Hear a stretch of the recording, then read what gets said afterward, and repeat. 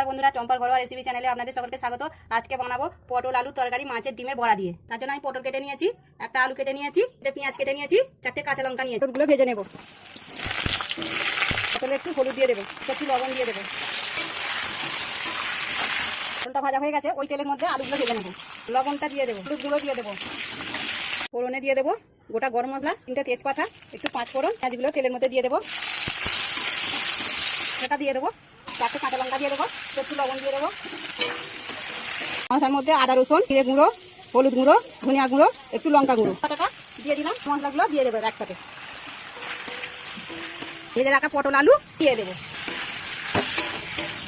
মশলাটা কষানো হয়ে গেছে, তেল ছেড়ে দিয়েছে, এইবার জল ঢেলে দেবো। মাছের ডিমের বড়াগুলো ভেজে রেখেছিলাম, সেগুলো দিয়ে দেবো আর একটু ঢাকা দিয়ে দেবো। গরম মশলা বাটাটা দিয়ে দেবো। মাছের ডিমের বড়া দিয়ে পটল আলুর তরকারিটা আমাদের হয়ে গেছে।